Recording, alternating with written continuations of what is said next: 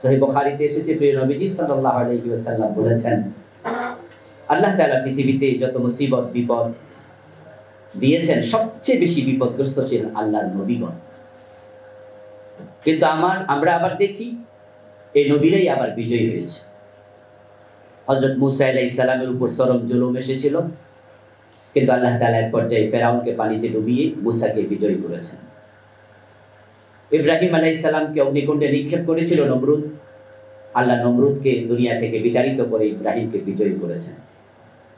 তো জাআলনাহুম আইম্মাহ, আল্লাহ তাআলা সুসংবাদ দিলেন যে আমি নেতৃত্ব তাদেরকে দিয়েছি। ক্বালা নবী সাল্লাল্লাহু আলাইহি ওয়াসাল্লাম, আল ইসলামু ইয়া'লু ওয়া লা ইউ'লা। আল্লাহ কেন নেতৃত্ব দিলেন? প্রিয় নবীজি ব্যাখ্যা করছেন, ইসলাম বিজয়ী হতে এসেছে, পরাজিত হতে আসেনি। আল্লাহ তাআলা সূরাতুস সফে বলেছে, ইউরিদুনা লিইউতফিউ নূরাল্লাহি বিআফওয়াহিহিম ওয়াল্লাহু মুতিম্মু নূরিহি, যে তারা চাইবে যেন তারা আল্লাহর নূরকে মুখের ফুৎকার দিয়ে নিভার্পিত করে দিতে পারে, কিন্তু আল্লাহ কি চান? মুতিম্মু নূরিহি, তিনি তার নূরকে পরিপূর্ণতা দেন। তো রাসূলুল্লাহ সাল্লাল্লাহু আলাইহি ওয়াসাল্লামের কাছে মেসেজগুলো তখনই আসছিল যখন চরম জুলম চলছিল। মুসলমানরা নিজের বাড়ি ঘরে থাকার মতো অবস্থা ছিল না,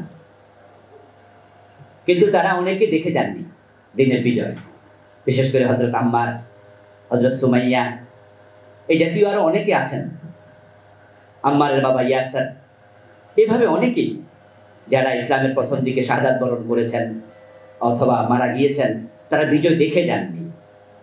কিন্তু যারা জীবিত ছিলেন, আলহামদুলিল্লাহ, তারা দিনের বিজয় দেখে গিয়েছেন। আমরা কোরআনের প্রতিটি অক্ষরের উপরে 100% যেহেতু আস্থা রাখি, সুতরাং আমরাও বিশ্বাস করি বাংলাদেশও দিনের বিজয় হবে ইনশাআল্লাহ। নেতৃত্ব আল্লাহর পক্ষ থেকে আল্লাহ এই জন্যই দেন যেন মানুষকে নিজের গোলাম না বানিয়ে আল্লাহর গোলাম হওয়ার জন্য কাজ করতে পারে। আন্নাসু আলা দীনি মুলুকিহিম, আরবি বিখ্যাত একটি প্রবাদ, নেতারা যে চরিত্রের হয় অধীনস্থরা ঠিক সেই চরিত্রই অর্জন করে। নেতা সামনে থাকে, কর্মীরা পিছনে থাকে। তাই নেতা যদি ভুল পথে ঢুকে যায়, কর্মীরাও নিজের অজান্তে ভুল পথে ঢুকে যায়। এই জন্য আল্লাহ তাআলা মুসলমানদের হাতে নেতৃত্ব দেন। কোনো ভাইয়েরা বলেন যে নেতৃত্ব চাওয়াই নাকি অপরাধ, এবং আমরা যারা ইসলামী আন্দোলন করছি আমরা নাকি ক্ষমতার জন্য আন্দোলন করি। এই জাতীয় টিপ্পণী আমাদেরকে কাটে। আপনারাও কেউ তাদের কথা শুনে মনে মনে ভাবেন আসলে তো তাই, তাহলে আমরা নির্বাচন করি কেন? আমরা মনে নেতৃত্ব চাই, অথচ আল্লাহর নবী নিজে বলছেন যে অতীতের আম্বিয়ারা নেতা ছিলেন, সমাজ পরিচালনা করেছেন।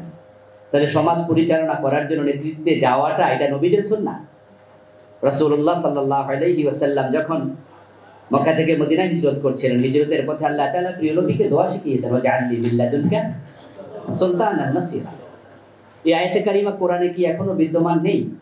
যদি থাকে তাহলে যারা আমাদেরকে বলছে তোমরা নেতৃত্ব চাও, তা আমরা তো ঠিক জায়গায় আছি। রাসূল তো নিজেও চেয়েছেন, হে আল্লাহ, আমাকে আপনার পক্ষ থেকে রাষ্ট্র ক্ষমতা দিয়ে সাহায্য করুন, ওয়াজআলনি, আমাকে আপনি দিন, মিন লাদুনকা, আপনার পক্ষ থেকে সুলতানান নাসিরা, এমন সুলতানাত, এমন রাষ্ট্রশক্তি যেটা সাহায্যকারী হবে।